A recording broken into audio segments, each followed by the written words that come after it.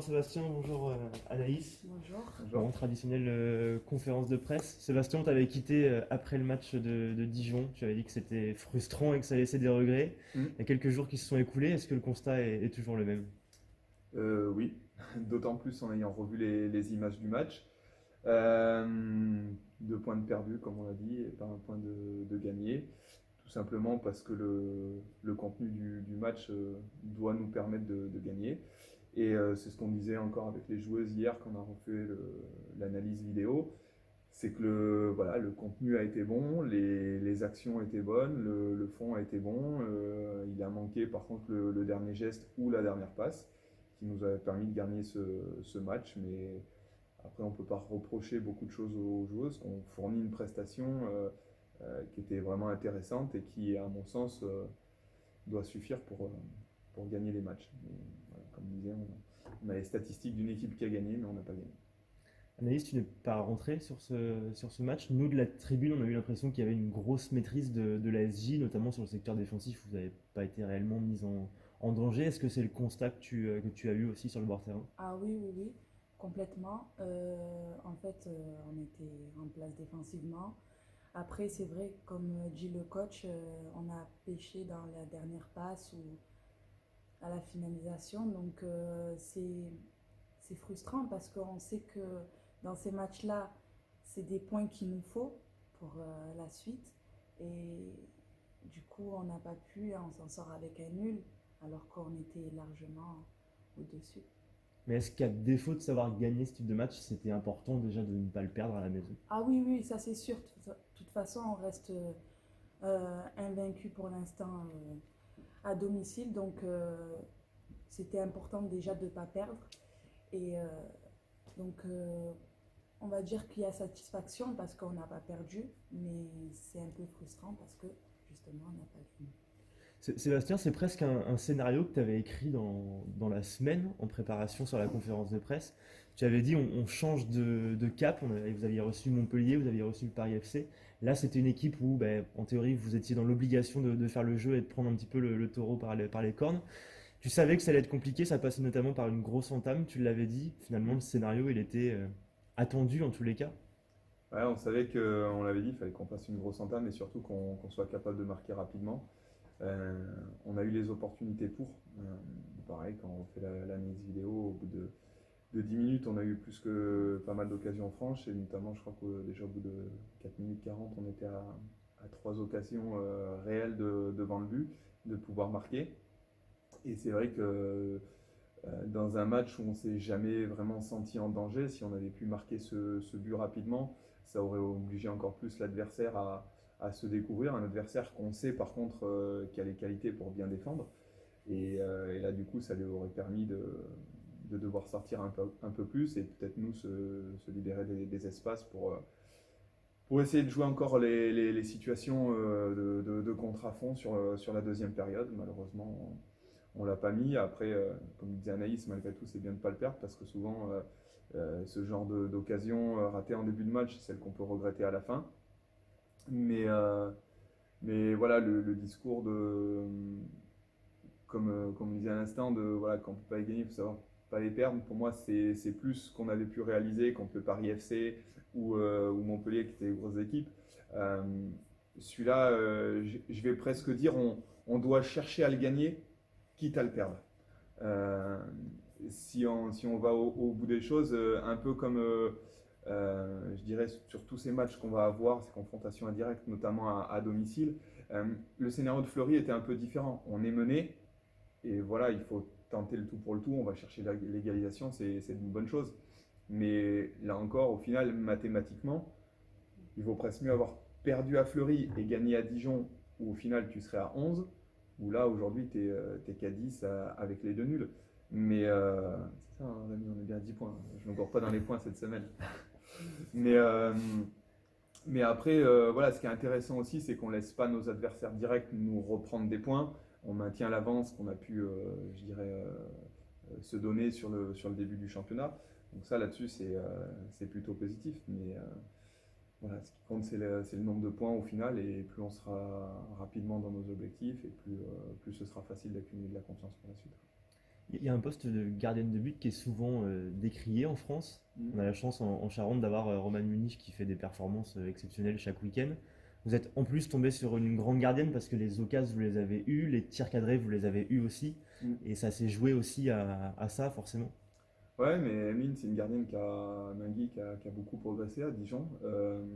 Moi, c'est vrai que je n'étais pas spécialement fan quand elle était à Guingamp.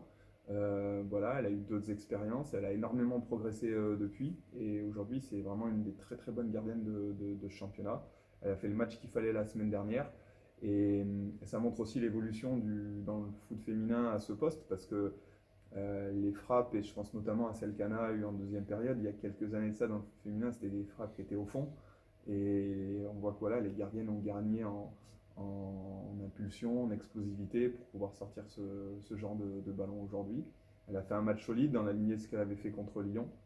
Et c'est bien, je pense que voilà, dans le foot féminin, on puisse avoir aussi de l'évolution à ce poste-là. Malheureusement pour le public, ça veut dire qu'il va y avoir peut-être un peu plus de 0-0, parce que sinon, il va falloir que nous, on progresse aussi encore plus dans le secteur offensif.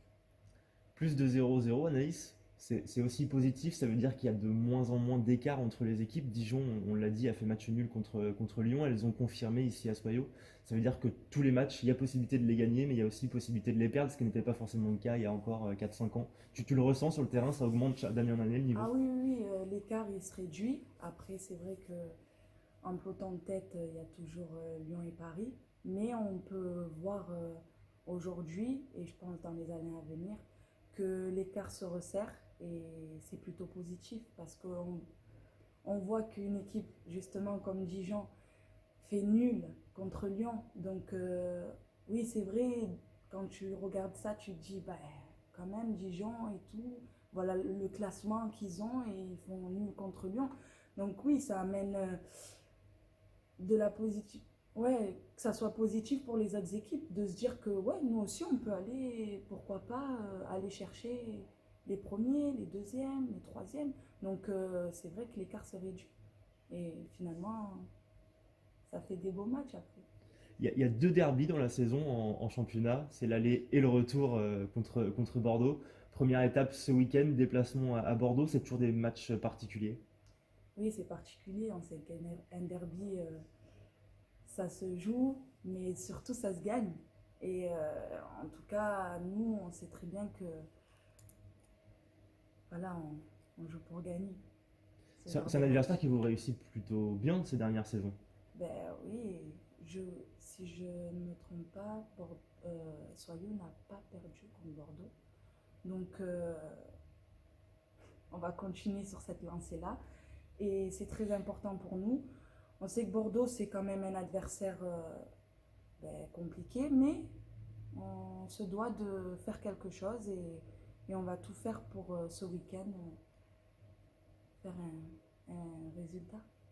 Sébastien, justement, il faut aller récupérer les deux points entre guillemets perdus à Lebon, où il faut savoir, comme on l'a dit tout à l'heure, à défaut de pas savoir les gagner, de pas savoir les gagner, ne pas les perdre ce genre de match. Ça, on verra comment se déroule le match, quel sera le scénario, mais nous, en tout cas, on y va avec beaucoup d'ambition et comme on disait dans ce championnat, on craint personne, on a vraiment l'équipe pour rivaliser avec toutes les équipes et je le redis encore, même si contre Paris à la première journée, il semblait avoir un écart incroyable entre les deux équipes, je reste persuadé que sur le match retour, sur un match, on est capable de faire quelque chose contre cette équipe. Là, on avait fait une prestation qui avait été très mauvaise et qui avait justifié ça. Et comme on est capable de faire des prestations très très bonnes et qui doivent nous permettre d'accrocher, je pense, n'importe quel adversaire. Bordeaux a une très belle équipe cette année. C'est un des clubs qui grandit le plus vite pour moi au vu de l'évolution de ces dernières saisons sur la D1, que ce soit en termes euh, de moyens mis sur l'équipe première, de joueuses, de logique de fonctionnement, d'infrastructure, de public, voilà, dans tous les domaines. C'est un des clubs qui, pour moi, grandit le plus vite et j'ai beaucoup de respect pour le travail qu'ils font et qu'ils réalisent. Euh, Malgré tout, voilà, c'est pas un adversaire qui m'impressionne plus que les autres. Et comme le disait Anaïs tout à l'heure, on sait qu'aujourd'hui tout le monde est capable de se battre. on est capable de battre Bordeaux, comme voilà, Guingamp a pu le faire, mais on peut perdre aussi contre Dijon la semaine dernière sur le dernier corner. Et voilà, et on sait que même les matchs contre Metz, même s'ils sont derniers actuellement, ont été accrochés, les matchs contre Fleury, voilà, etc. L'année dernière, Lille, qui a été reléguée, était une des équipes qui nous a posé le plus de problèmes sur la saison avec un seul point pris. Et finalement, je sais qu'on a aussi l'équipe, la mentalité pour faire des grands matchs contre les grosses équipes. On l'avait prouvé justement contre Bordeaux l'année dernière, puisque c'est un adversaire qui, lui, nous avait plus réussi. On avait pris 6 points sur 6 possibles. Et, euh, et voilà, donc je suis pas inquiet par rapport à ça.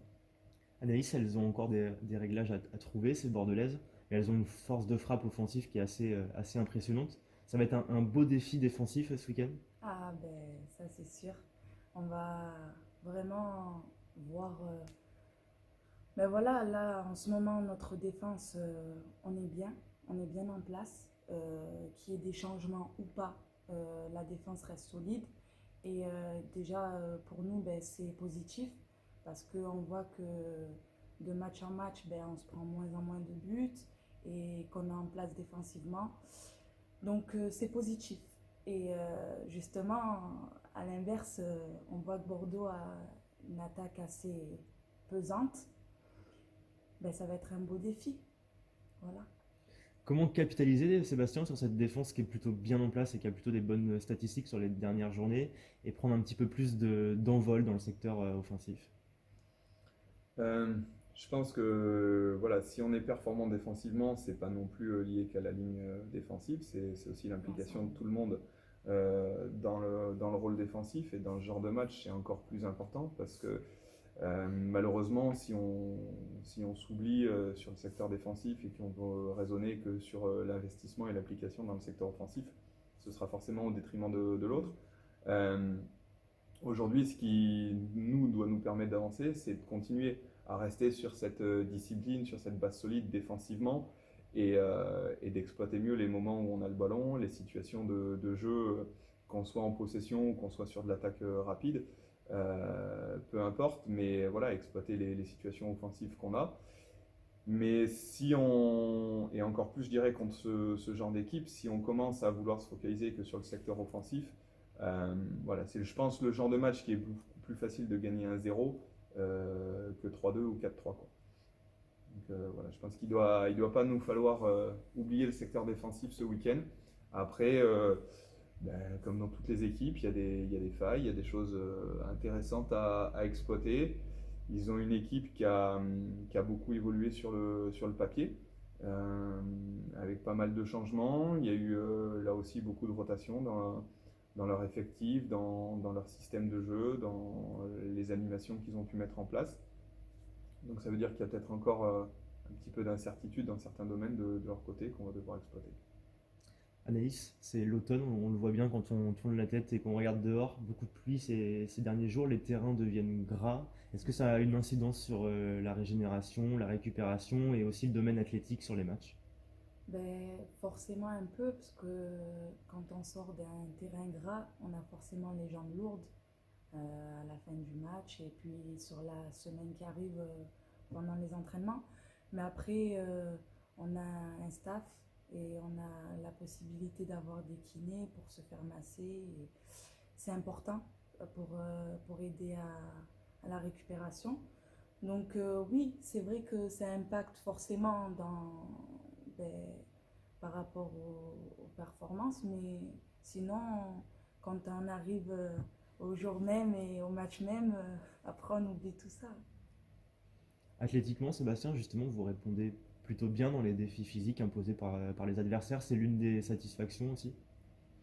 Ouais, après, c'est ce qu'on avait dit depuis le début de saison, c'est qu'on voulait aussi instaurer une rotation voilà, pour permettre à certaines joueuses d'avoir aussi des moments de récupération et peut-être d'arriver sur cette période octobre-novembre qui est effectivement très difficile au niveau des terrains, un peu moins impacté, un peu moins fatigué par l'enchaînement des matchs du début de saison.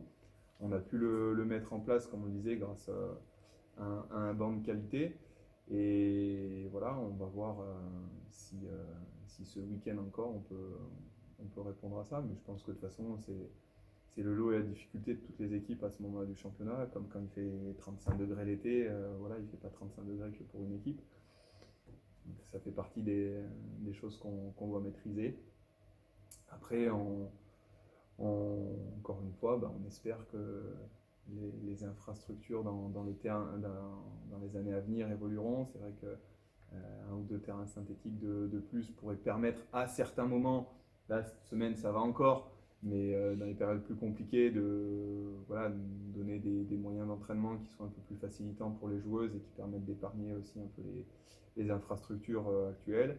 Et puis par la ville de Soyaux, par moment un petit peu plus d'investissement que ce qui peut être fait encore sur le